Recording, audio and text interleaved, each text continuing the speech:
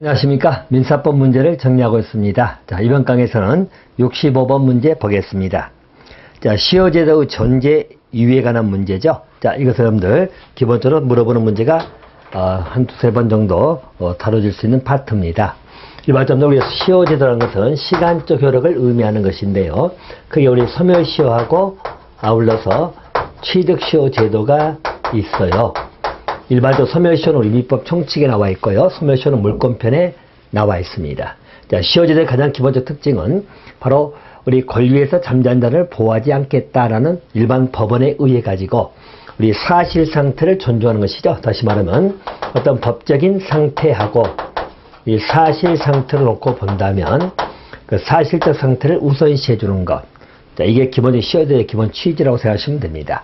그래서 시효제도는 일반적으로 이게 공평하다는 어떤 공평적 사고, 자, 이런 것들이 지배하고 있다고 생각하시면 될 겁니다. 그럼 65번에 시효제도의 존재 이유로서 적당하지 않은 건 나와 있죠. 자, 증거보전의 곤란 구제. 자, 증거보전의 곤란 구제. 자, 이런 것도 이쪽에 사실적 상태란 그 기본적인 상태를 보호하겠다는 의미이기 때문에 증거보전의 곤란을 구제한다는 그런 기능도 있고요. 공평을 유지한다. 또 권리에서 잠자는 자는 보호하지 않는다. 전부 다 시효제도의 존재 이유입니다. 대신 사회에 있어서 관습을 중시 여긴다. 시효제도하고는 직접적 관련은 없죠. 그래서 관습 중시는 직접적 관련이 없다. 자, 2번 하시면 되겠습니다. 66번입니다. 소멸시효 대상인데 틀린 건 나와 있죠. 자, 소멸시효 대상은 말 그대로 일정한 권리를 행사하지 않음으로 해서 그 권리를 소멸시킨 것을 의미하기 때문에 소멸시효 대상되는 권리들이 있는데 일반적으로 대표적으로 우리 소유권이라든가 내진 점유권이 있죠. 자, 이런 것들은 일반적으로 소멸시효 대상이 되지를 아니하는 것이죠. 그래서 소유권, 점유권 등은 소멸시효 대상이 되지 않습니다. 주로 상대가 있는 권리가 대상이 되겠죠. 채권은 소멸시효 대상이 됩니다. 자, 3번 점유권은 아니 되죠. 또 가족권, 인격권, 자, 이런 것 전부 다 소멸시효 대상이 되지를 아니합니다. 정답은 3번 하시면 되겠습니다. 69번 문제로 가겠습니다. 자, 물권하고 채권의 차이점인데 가장 틀린 건 나와 있죠. 1번. 자, 물권은 절대권, 그리고 모든 사람에게 주장할 수 있기 때문에 대세권이다 이런 말 쓰거든요. 근데 채권은 상대권이란 말 쓸 것이고 대인권입니다. 이 말은 채권은 모든 사람에게 주장하는 게 아니라 채무자에게만 주장하는 것이죠. 상대적 권리고 대인권이다 이런 말 쓰는 것이에요. 맞고. 2번. 자, 물권은 사람과 물건의 관계를 의미할 것이고 채권은 사람과 사람과의 관계 문제죠. 맞고요. 또 3번. 물권은 배타성이 완전하나 채권은 원칙적으로 배타성이 없다. 물권은 보통 배타적 지배권이라는 말을 쓰잖아요. 그러면 채권은 상대에게 주장할 수 있는, 청구할 수 있는 권리를 의미하기 때문에 배타적 권리라고 보지는 않습니다. 또 4번. 물권의 침해는 불법행위를 구성하지만 채권 침해는 채무 불이행만을 구성한다. 자, 틀렸죠? 자, 채권 침해도 일반 채무 불이행 책임도 있지만 불법행위 책임도 성립합니다. 그래서 4번이 틀렸다. 이렇게 보시면 되겠고요. 자, 70번입니다. 소유권에 관한 설명 중 옳은 것하고 나와 있죠. 1번. 아파트 분양받는 경우 분양대금을 다 납부하면 아파트 소유권을 갖게 된다. 자, 그렇지 않냐죠. 일반적으로 부동산이잖아요. 자, 부동산을 소유권 취득하려면 기본적으로 등기가 돼야 되겠죠. 등기가 돼야 취득하는 것이지 분양대금을 다 납부했다고 해서 취득하는 건 아니다. 1번 틀렸고요. 2번. 단독주택 상속받은 경우는 상속등기를 하지 않아도 그 단독주택은 상속인의 소유권을 갖게 된다. 맞죠? 자, 그래서 일반적으로 우리 민법에 나오는 민법 186조죠. 자, 다시 말하면 우리 법률 행위에 의한 물권 변동입니다. 자, 우리 법률 행위에 의해서 물권 변동이 발생한다. 라고 할 때는 일반적으로 소유권 취득하기 위해서는 등기가 있어야 취득하는 것이죠. 라고 보시면 되겠고요. 반면에 우리 민법 187조 우리 법률 규정에 의한 물권 변동입니다. 등기하지 아니해도 취득합니다. 하지만 처분하기 위해서는 등기가 필요하다. 그래서 등기를 대항요건으로 보는 것이죠. 일반적으로 민법 108조에 나오는 이 내용은 보통 상속이라든지 또는 공용징수 그죠? 또는 판결, 또는 경매, 자, 이런 것들에 의한 겁니다. 이런 것들은 등기하지 않아도 취득한다. 하지만 처분하기 위해선 등기를 해야 된다. 이렇게 나와 있죠. 자, 그래서 2번 상속이잖아요. 등기하지 않아도 취득한다. 2번은 맞았습니다. 또 3번 승용차를 구입할 때 대금을 납부하고 열세 받으면 소유권 갖는 게 아니라 우리 자동차 같은 경우는 등록해야 되겠죠. 그래서 등록이 필요합니다. 또 4번은 토지를 인도를 재판에 승소했다 나와 있죠. 패소한 사람으로부터 등기를 이전받아야 소유권 갖게 된다. 자, 우리 재판 판결이죠. 판결에 의한 것들도 바로 이제 등기하지 않아도 권리는 취득한다. 이렇게 봐야 되겠죠. 자, 그래서 70번에 옳은 것은 2번을 답하시면 될 것 같습니다. 자, 그렇게 보시고요. 바로 76번으로 가겠습니다. 자, 물건의 종류, 개념을 물어보는 문제죠. 76번.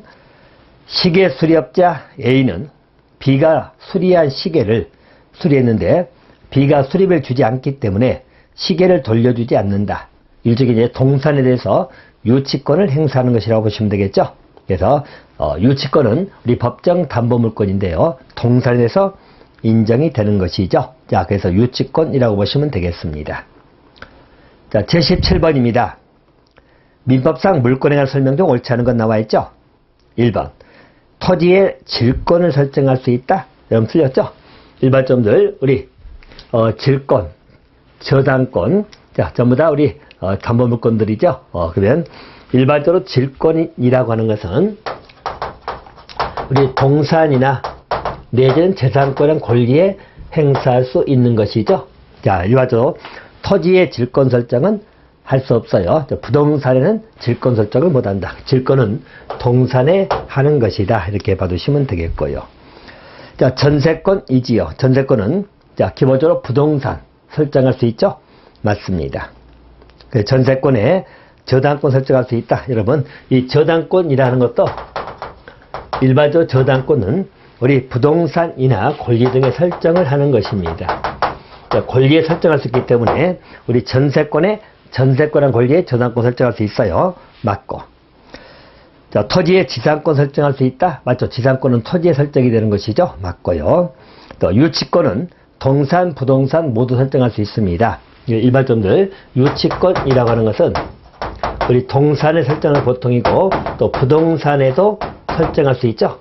부동산이라는 말다시피 우리 관간이 보면 우리 건축물이 공사다가 멈추게 되면 이 건물에 대해서 유치권 행사하고 있다. 그런 말 보통 이렇게 팻말 붙여놓잖아요. 그래서 일반적으로 부동산에 유치권 설정이 가능합니다. 자, 가능하다고 보시면 돼요. 77번은 1번이 틀렸어요. 질권은 동산에 설정이 됩니다.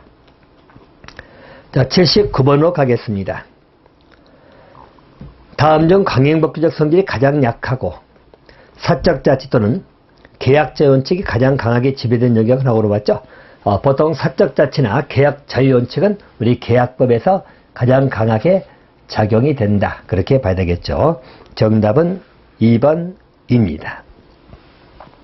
자, 81번입니다. 보증채무에 관한 기술로 틀린 건 나와 있죠. 자, 일반점들 주된 채무가 소멸하면 보증채무도 소멸합니다. 그래서 우리 보증채무 갖고 있는 가장 기본적인 특징 중에 한 가지죠. 자, 보증채무는 보증성을 띠고 있죠. 자, 시끄러워. 우리 부정성이라고 하죠. 자, 부정성을 가지고 있다. 자, 부정성이라는 것은 기본적 보증채무의 존재, 이게 주채무에 딸려간다는 이야기죠. 주채무가 발생하면서 보증채무도 발생할 것이고 주채무가 소멸하면 보증채무도 같이 소멸한다 라고 보시면 되겠고, 또 보증채무는 보충성입니다. 자, 보충성이란 말의 의미는 기본적으로 주채무를 먼저 청구해라. 자, 주채무에서 이행이 안 될 때 보증채무가 기본적 효력을 발생하는 거죠. 그래서 우리가 보충성이다 이런 말 쓰는 것이에요. 자, 틀린 거 1번.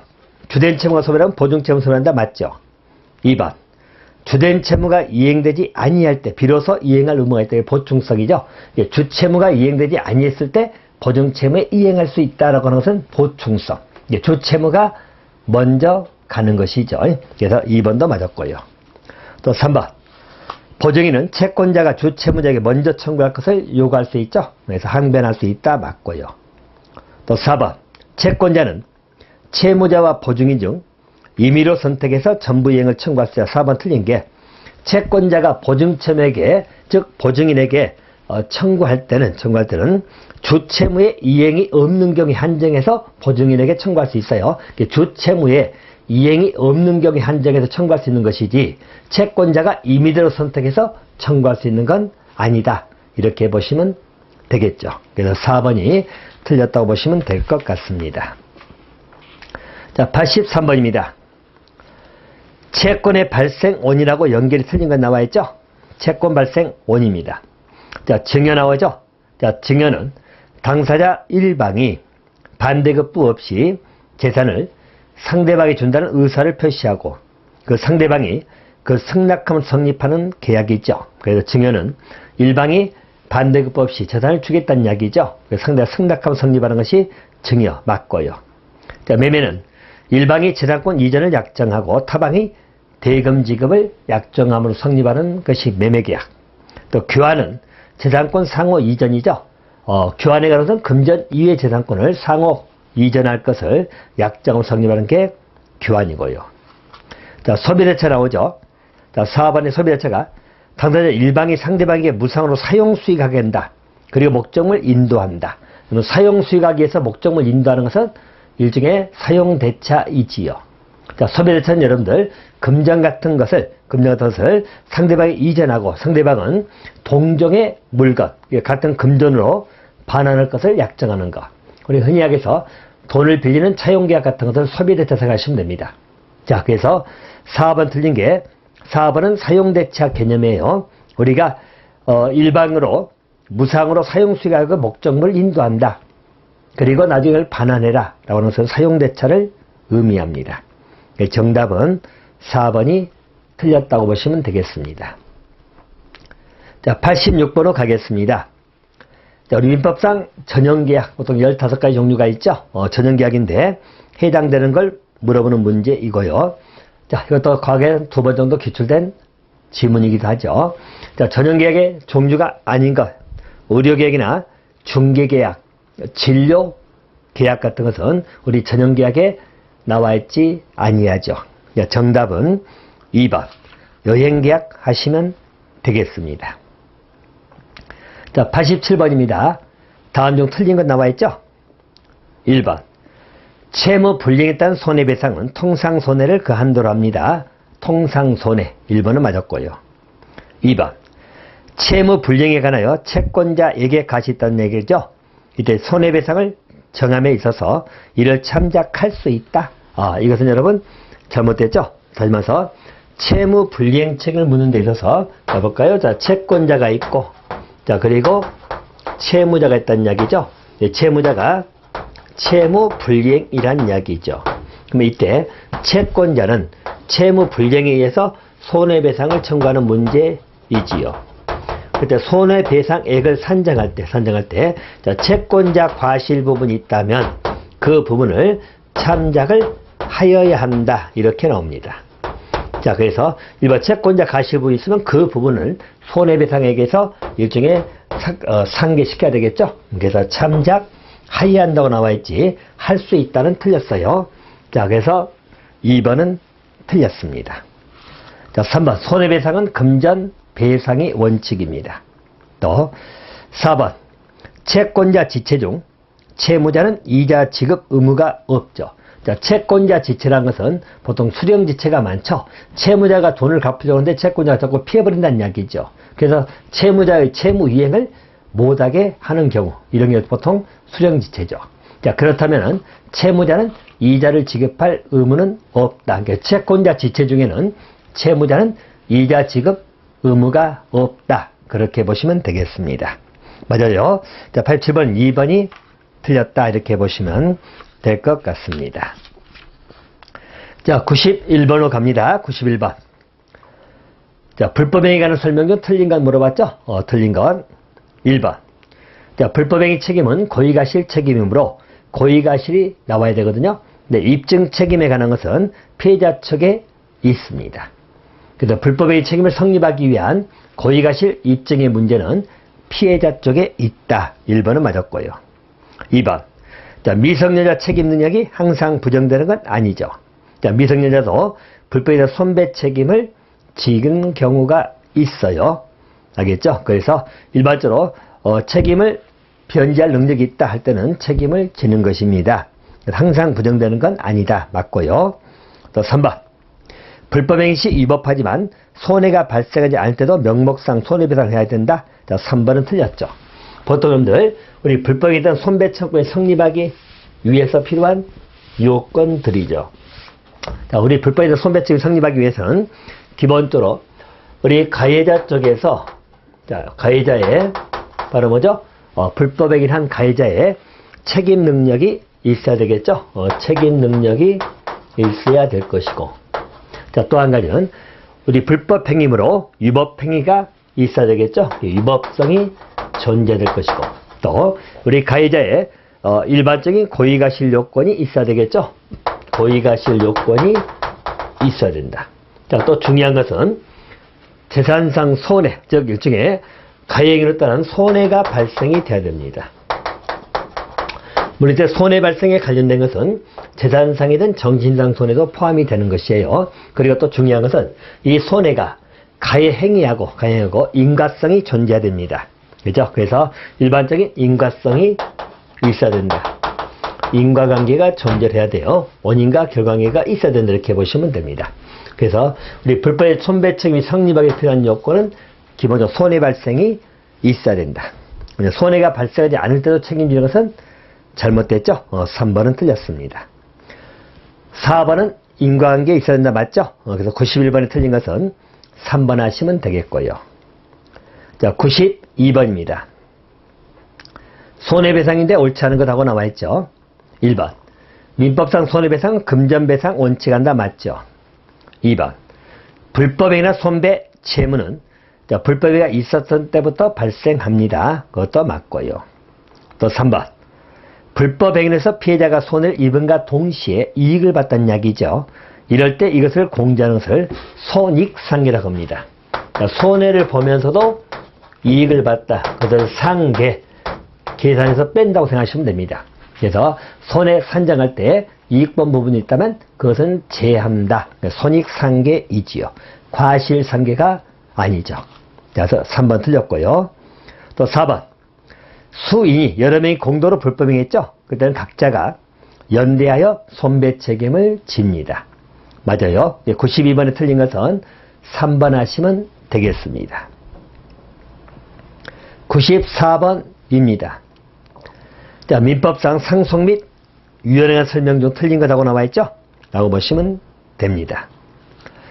자, 1번입니다. 계자는 계모의 재산을 상속할 수 없다. 자, 계모, 계자 간에는 어떤 법률 관계가 따로 존재하지 않기 때문에 상속할 수가 없습니다. 그죠? 그래서 1번은 맞았고요. 2번. 상속 개시 전에는 특별한 서유가 없으면 상속을 포기할 수 있다. 자, 여러분 틀렸죠? 일반적으로 상속에 대해서 승인하든지 또는 포기하든지 이겁니다. 이것은 상속이 개시되고 나서, 즉 다시 말해서 상속 개시 있음을 안 날로부터, 자, 상속 개시를 안 날로부터 3개월 이내 하여야 한다고 나옵니다. 그래서 일반적으로 우리 상속의 승인 포기는 상속 개시를 안 날로부터 3개월 이내입니다. 자, 그래서 상속 개시 전에 포기할 수 있다는 틀렸죠? 그래서 상속 개시를 안 날로부터 3개월 이내 승인하든지 포기를 할 수 있습니다. 그래서 2번 틀렸고요. 자, 3번은 자필증서 녹음, 공정증서, 자, 그리고 비밀증서, 구수, 말로 하는 것이죠. 증서에 의한 위헌만이 인정이 됩니다. 위헌 인정 범위죠. 자필, 녹음, 또 공정증서, 자, 그리고 비밀, 구수증서에 의한 위헌만 인정됩니다. 맞고요. 또 4번은 상속 채무 초과 사실을 몰라도 단순 승인된 경우 중과실이 없는 상속기는 그 사실을 안 날로부터 3개월 안에 한정 승인을 할 수 있습니다. 자, 이 말은 뭐냐면 상속을 승인할 때 여러분, 한정 승인이란 것은 뭐죠? 자, 초과되는 부분을 받지 않겠다는 이야기예요. 다시 말하면, 한정 승인 여러분, 이렇게 이해하시면 되겠죠? 자, A가 상속, 우리 피상속인이 있고요. 자, 그리고 B가 만약에 상속인이라고 봅시다. 자, 근데, 자, 피상속인의 재산이 예를 들어서 1억입니다. 근데 피상속인의 채무가 2억이라고 봅시다. 자, 그러면 이걸 만약에 B가 상속을 받아버리면, 자, 채무도 상속을 받기 때문에 1억의 빚을 지는 꼴이 되겠죠. 자, 받은 재산은 1억인데 채무가 2억이므로 1억의 빚을 지게 된다는 이야기가 되겠죠. 자, 그래서 그런 불합리를 막기 위해서 우리 비상속인은 한정 승인을 할 수 있습니다. 한정 승인이라는 것은 상속받은 범위 내에서만 변제하겠다. 알겠죠? 상속받는 범위 내에서만 변제하겠다. 그 초과되는 부분은 내가 받지 않겠다고 하는 것이 한정 승인 제도입니다. 그럼 한정 승인은 그 초과된 사실을 안 날로부터 3개월 이내, 초과된 사실 안 날로부터 3개월 이내 한정 승인을 신청하면 되는 것이죠. 자, 그래서 그 사실 안 날로부터 3개월 안에 한정 승인을 할 수 있습니다. 맞았어요. 94번에 틀린 것은 2번을 답하시면 되겠습니다. 자, 95번하고 96번은 여러분 약간의 계산 문제이기도 합니다만은 볼까요? 자, 95번은 고혈압으로 유언을 남기지 않고 갑자기 사망한 A의 유족이죠. 자, 여기는 A가 피상속인이 되는 것이죠. 피상속인이 될 것이고요. 자, A의 유족으로서 어머니 갑이 있다 나와 있죠. 그래서 피상속인이고, 자, 어머니 갑이 있습니다. 자, 또 아내 즉 배우자 을이 있고요. 배우자 을. 또 자녀가 있죠. 아들하고 출간딸 정이 있습니다. 그 자녀는 아들인 병이 있고, 자, 그리고 정은 출가했다 나와 있죠. 출가. 자, 그리고 A가 남긴 재산이 7천만 원 나오죠. 재산이 7천만 원입니다. 이때 상속을 물어보는 문제입니다. 자, 상속에 관련된 문제고요. 자, 이 경우는 여러분 상속의 1순위는 어머니는 1순위가 없을 때 상속을 받겠죠. 1순위는 배우자고 자녀가 1순위고요. 또 출가 유무는 상관이 없습니다. 또 배우자는 직계 비속에 상속분의 0.5할을 즉 5할을 가산하거든요. 5할이 더 가산이라고 생각하시면 됩니다. 곧 이 말은 우리 을하고 병, 정이 상속을 받는데 상속 비율은 1.5 대 1대 1이다. 이렇게 보시면 될 것 같습니다. 자, 그래서 이 비율로 보통 상속을 받는 것이죠. 이때 올바른 것을 하고 물어봤죠. 상속에 관한 기본적 비용을 물어보는 문제입니다. 자, 이 경우는 여러분들 보통 우리 계산을 해야 되겠죠. 계산. 그래서 우리 7천만 원 중에 여러분들 이렇게 구별하면 계산할 때는 이렇게 하시면 됩니다. 계산 편의상 3대 2대 2다. 7분의 2, 7초로 보시면 되겠죠. 자, 그렇게 계산하시면 될 겁니다. 7분의 2면, 자, 일반적으로 정은 둘이 7분의 2로 계산하면, 자, 이렇게 3대, 우리 분수를 세개해서 3, 2, 2 해도 똑같잖아요. 그러면 합하면 7이 되기 때문에 7분의 2를 받겠죠. 병하고 정은. 7천만 원에 7분의 2, 바로 2천만 원씩 받게 되는 것이죠. 그죠? 그리고 7분의 3이면 37에 21, 바로 여기는 3천만 원을 받는 이야기죠. 자, 그래서 일반적 상속분은 배우자 을은 3천만 원. 자, 그리고 병하고 정은 2천만 원씩 받는다 생각하시면 되겠죠. 옳은 거니까 정답은 2번. 을이 3천만 원이 되겠죠? 라고 보시면 되겠습니다. 자, 96번입니다. 자, 96번 문제도, 자, 거기 보시면, 자, 우리 부모 A, B를 모시고 사는 C라고 나와 있죠? 그래서 여기는, 자, 부모가 A, B가 있고요. 또, 그 자죠? 자, 자가 C가 있다는 이야기입니다. 그리고 혼인해가지고, 자, D와 혼인해서 D는 배우자입니다. 자, 그리고 여기에, 자, 여기에, 자녀가 있죠? 아들 E하고 딸 F로 나와 있죠? 자녀는, 자, E하고 F가 있다는 이야기입니다. 자녀가 있고, 이게 직계 비속이 되겠죠. 자, 어느 날 교통사고 C가 사망했다 나오네요. 자, C가 사망을 했습니다. 자, 그리고 그 A는, A죠? A가 3억 5천만 원에서 재산을 남기고 사망했다 나와있죠? A 재산이 3억 5천만 원입니다. 근데 사망을 했다는 이야기죠. 자, 이때 상속인들에게 기록되는 법적 상속문으로서 옳은 것하고 물어봅니다. 법정 상속분이지요. 자, 이 경우는 여러분, 자, A의 재산은 자, 우리 배우자하고 아들에게 상속이 되겠죠. 비율은 1.5대 1입니다. 자, 그래서 일반적으로 A의 재산의 상속은 자, 배우자 B, 자, 그리고 자녀죠. 직계 비속인 C입니다. 상속이 되는데 비율은 1.5대 1이 되겠죠. 자, 그럼 1.5대 1입니다. 그럼 여러분들 3억 5천만 원 가지고 나누면 한번 보세요. 자, 3억 5천인데 일반적으로 B 대 C가 자, 1.5대 1입니다. 편의상 3대 2, 3대 2면 합히면 5가 되겠죠. 5분의 2, 5분의 3으로 하시면 됩니다. 자, 그러면 일반적으로 우리 C가 받을 수 있는 상속분은 자, 우리 3억 5천에 2는 7천이죠. 그래서 5로 나누면 자, 5, 1은 4, 5, 4, 20, 1억 4천이 되는 것이죠. 그래서 C는 1억 4천만 원을 받는 것이고, 자, 이쪽은 얼마겠죠, 이제? 5분의 3이니까 해버리면 2억 1천만 원이 되는 것입니다. 그러면 C가 받을 부분이 1억 4천만 원이 됩니다. 그런데 C는 사망했기 때문에 대습상속을 하는 것이죠. 대습상속을 하게 되면 역시 1억 4천만 원에 관해 가지고 이제 여기 이쪽에서 둘이 상속을 받겠죠. 여러분들 보세요. 자, 우리 C가 받을 수 있는 상속분이 1억 4천만 원이 되는 것입니다. 여기에 대해서 자, 배우자 D, 자, 그리고 또 우리 E하고 F입니다. 똑같이 1.5대 1대 1입니다. 이렇게 상속이 되겠죠. 자, 그러면 편의상 또 3대 2대 2로 하시면 되겠죠. 그러면 이게 점이 없어지니까요. 그럼 합하면 7이기 때문에 7분의 3, 7분의 2, 7분의 2 이렇게 하시면 됩니다. 그럼 1억 4천만 원에 7분의 2, 그러면 1을 거면 2억 8천이죠. 7을 하면 4, 7에 28, 4천만 원이 되겠죠.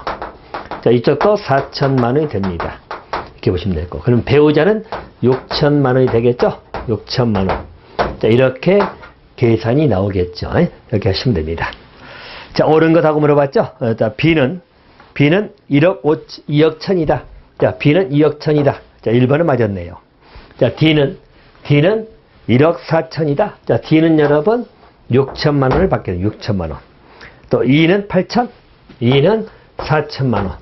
F는 4천만 원. 다 틀렸죠? 그래서 자, B는 2억 1천만 원 받는다는 이야기죠. 자, 정답은 1번 하시면 되겠습니다. 자, 이렇게 계산을 하시면 되겠고요. 어려운 98번 문제입니다. 자, 민법상 경비계약이 나오죠? 경비계약입니다. 자, 옳은 것하고 물어보네요. 옳은 것. 자, 1번입니다. 경비계약은 위임계약이 아니고 도급계약이죠? 1번 틀렸고요. 2번. 경비업자는 계약상 채무를 자기 재산과 동일한 주의가 아니라 선량한 관리자로서 주의의무를 가지고 있는 것이죠. 2번도 틀렸고. 또 3번. 고객은 경비계약상 채무가 이행되지 않으면 강제 이행을 청구할 수 있습니다. 틀렸고요. 자, 4번. 경비원이 경비 업무를 하면서 타인에게 손해가 있다 나와 있죠?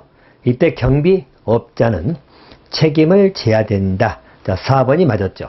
경비원이 손해가 치게 되면 경비업자는 사용자 책임을 지는 것이죠. 4번이 맞았고요. 자, 99번입니다. A 주식회사는 B 경비회사하고 경비 업무에 관한 도급계약을 체했다 나와 있죠. 다시 말하면 자, A 회사입니다. 자, 그리고 일반적으로 B 경비회사 나오죠. 자, B 경비회사입니다. 양자 간에 기본적인 도급계약, 경비업에 관한 경비계약을 체결했다는 이야기죠. 체결했고요.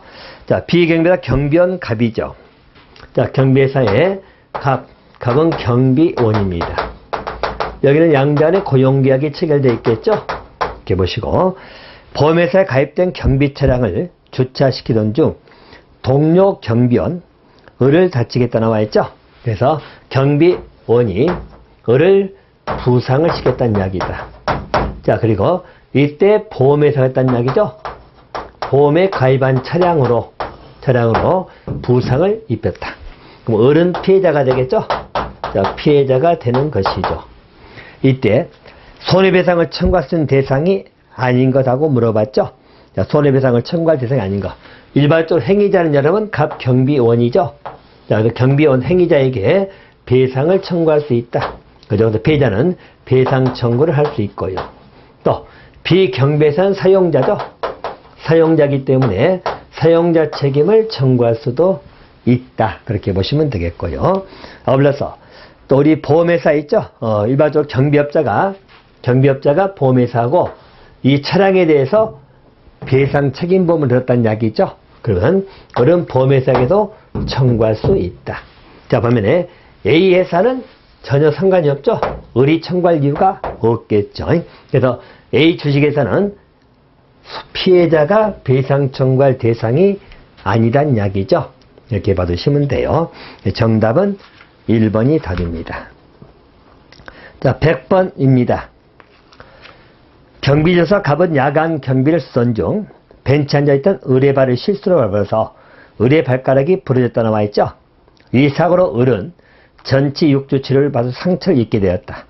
각각 을의 법률 강의에 틀린 건 나와 있죠.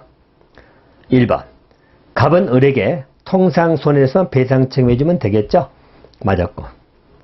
2번 을이 특별한 사정에 의한 손해배상을 요구할 경우 갑이 그런 특별한 사정을 알았거나 알 수 있었을 경우에 하나여 배상 책임을 진다는 이야기죠. 이 말은 통상적으로 발을 밟아서 발가락이 부러질 일이 없는데 을의 발가락이 굉장히 현재 아파 있는 상태다. 조금만 건드리면 부러질 수 있는 특별한 사정이 있다고 본다면 그것은 예측할 수 없는 부분이죠. 우리가 보통 부딪혔는데 팔이 부러졌다.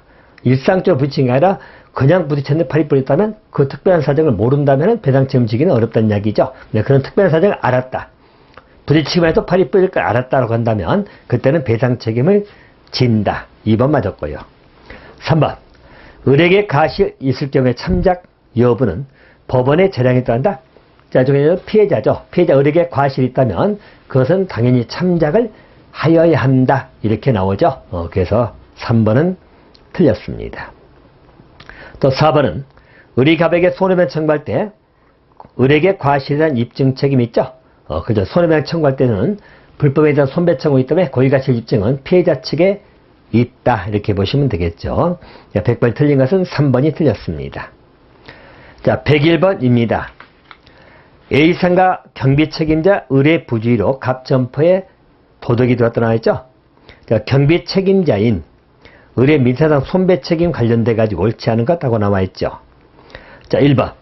여러분 불법행위 손배 책임에서는 정신적 손해도 포함이 됩니다. 그래서 1번은 틀렸습니다. 을은 갑에게 계약상 손배 책임을 부담할 수 있겠죠. 또 갑이 을에게 불법 손배 청구하기 위해서는 고의과실 입증은 바로 뭐죠? 우리 피해자 쪽에서 입증하면 되겠죠. 그래서 을에게 고의과실이 인정이 돼야 됩니다. 또 4번은 을의 부주의하고 갑의 손해서 인가성이 인정이 돼야 되겠죠. 맞고요. 1번이 틀렸습니다. 자, 102번입니다. 손배 책임인데 틀린 거. 1번 A 경력지 직원인 갑이 순찰 중 을을 강도로 오인해서 구타해가지고 전치 6주 상해를 입었다 나와 있죠. 자, 갑은 손배 책임을 부담해야 되겠죠. 맞고요. 2번 이 사례에서 A 경비업체는 갑의 선임감독상 상당한 주의를 기울였거나 또 주의에도 손해가 발생하는 사실을 입증하지 못한다면 사용자 책임을 부담합니다.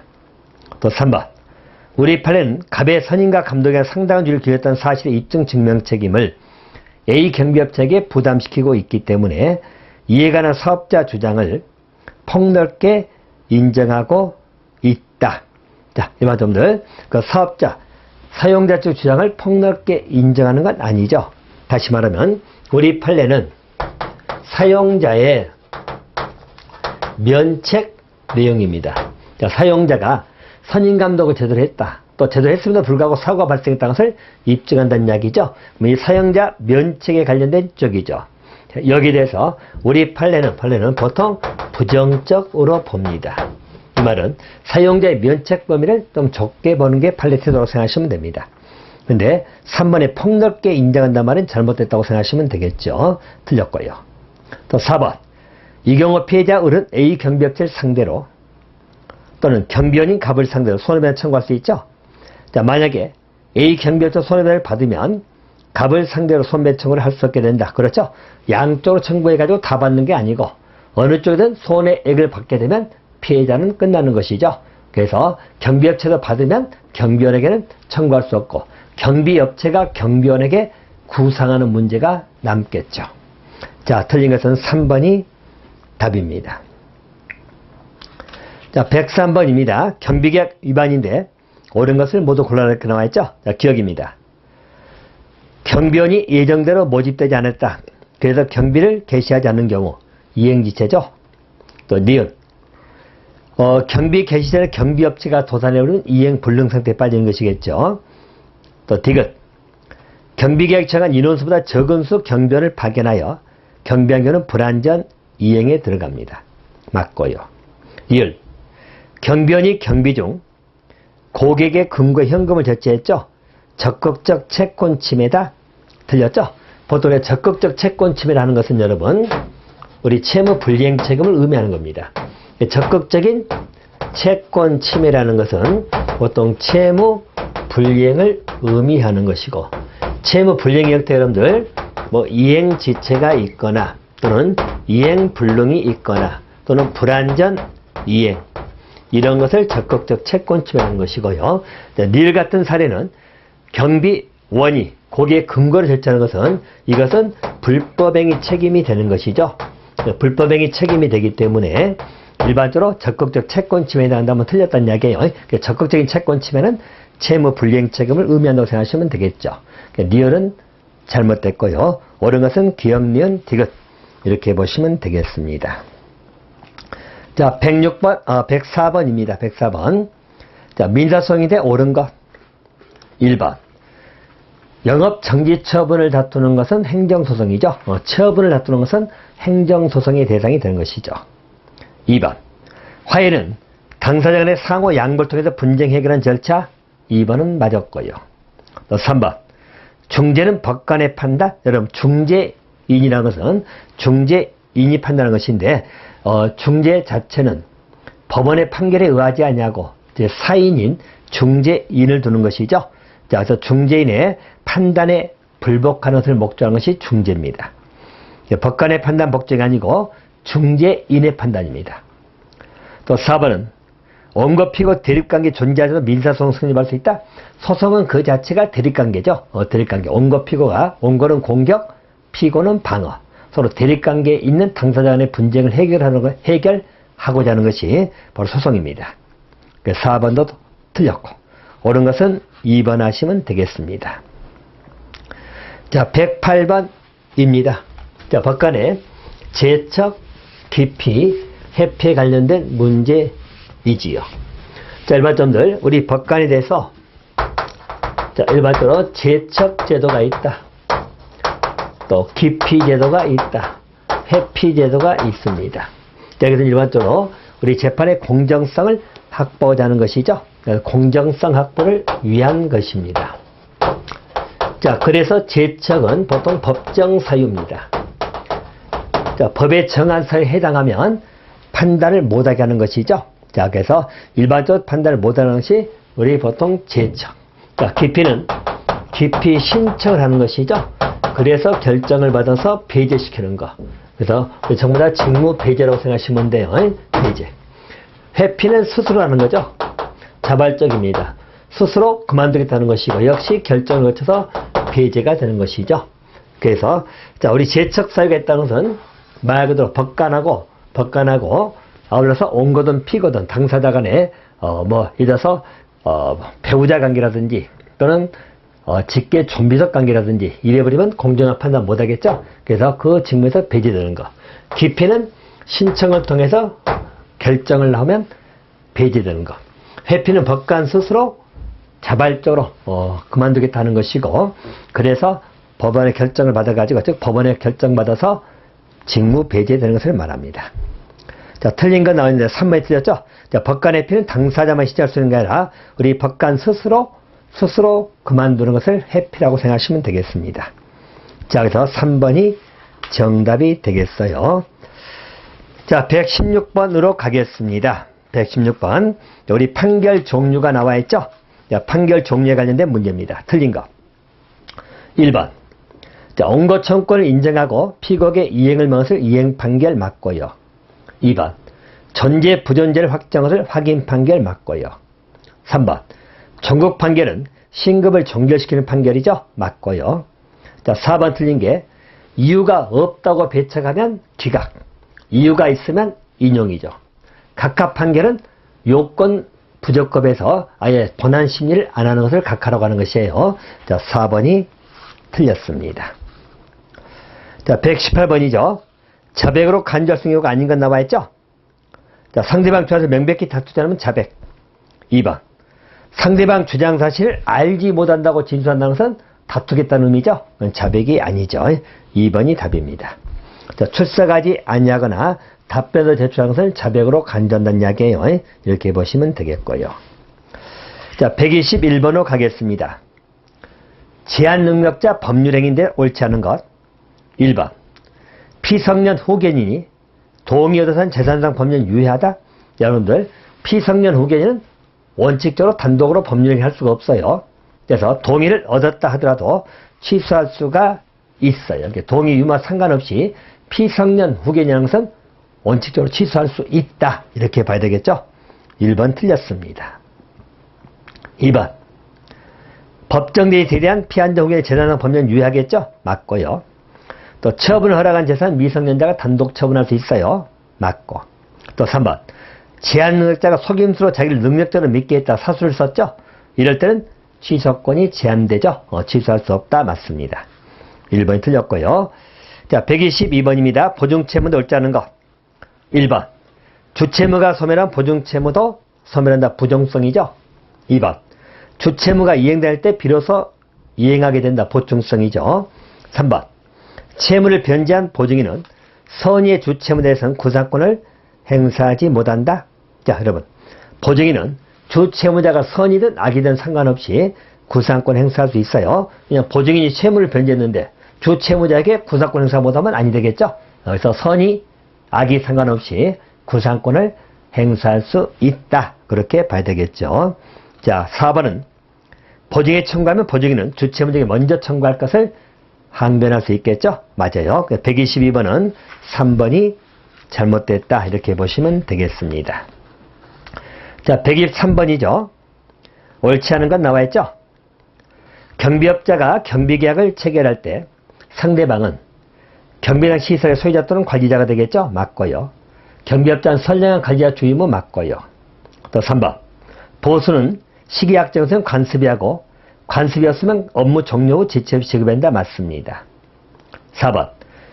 경비 업무 도급인이 파산했죠? 경비업자는 경비계약을 해지하고 경비 업무 도급인에게 손해배상을 청구할 수 있다. 자, 여러분들, 도급인이 파산하게 되면 바로 손해배상을 청구하는 것이 아니라 파산재단의 배당을 받아야 되겠죠? 그래서 거기에 가입해야 됩니다. 파산하게 되면 그 재산은 파산재단으로 들어가기 때문에 손해배상을 청구하는 것이 아니라 파산재단에 배당 가입을 한다. 손해배상을 청구할 수 없다. 그렇게 받으시면 될 것 같습니다. 따로 126번으로 가겠습니다. 126번. 경비업체 갑하고 상가 건물의 건물주 을이 경비계약을 체결했다 나와 있죠? 경비계약을 체결했습니다. 경비원 A가 오토바이를 타고 순찰 도중에 부주의로 행인 B를 치어서 상해 입혔죠? 자, 그래서 일반점들 경비업체. 자, 갑은 경비업체입니다. 자, 그리고 건물주 을이 나오죠? 자, 건물주 을입니다. 자, 양자가 경비계약을 체결했다는 이야기죠? 경비계약을 체결했고요. 자, 그리고 우리 경비업체 경비원 A죠. 자, 경비원입니다. A가 일반적 행인 B를 상해를 입혔죠. 상해 피해자입니다. 그리고 상가 건물에 화단이 훼손됐죠. 그걸로 인해서 화단이 훼손이 됐습니다. 여기에 관련된 문제이지요. 이제 각각 A 책임에 관해서 옳지 않은 것. 자, 갑하고 A 책임을 물은 문제죠. 1번. 자, A는 을에게 채무 불이행에 처한 손배 책임을 부담한다. 자, 여러분들 A가 을에게 손배 책임을 부담한다? 이건 아니죠. 자, 우리 손해배상 책임은 갑하고 을 사이에 발생하는 것이죠. 그래서 채무 불이행 책임은 갑하고 을 사이에 채무 불이행 책임이 발생하는 것입니다. 그래서 A가 책임을 지는 건 아니죠. 이렇게 보시고요. 1번은 틀렸습니다. 자, 그리고 이 상해 부분이죠. 우리 비상해한 부분을 보시면 B는 피해자잖아요. 이 경우 일반적 불법에 성립한다면 갑은 사용자 책임을 지겠죠. 그래서 일반적 A는 우리 불법에 있다는 손배 책임을 질 것이고, 그죠? 불법에 있다는 손배 책임이 발생하겠죠. 또 반면에 경비업체 갑은 사용자 책임이 발생한다. 이렇게 보시면 되겠고요.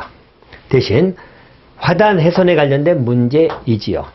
자, 화단 훼손은 일반적으로 이 부분은 갑이 우리 불완전 이행, 다시 말하면 채무 불이행 책임을 지는 것이죠. 채무 불이행에 따른 손배 책임을 지는 것입니다. 알겠죠? 그래서 화단 훼손 부분은 바로 갑이 부담해야 될 문제로 보시면 되겠다. 자, 그럼 1번은 여러분, A는 을에게 배상 책임을 지는 건 아니에요. 진다면 갑이 배상 책임을 부담한다. 이렇게 보시면 되겠죠. 자, 126번은 1번이 잘못됐다. 이렇게 보시면 될 것 같습니다.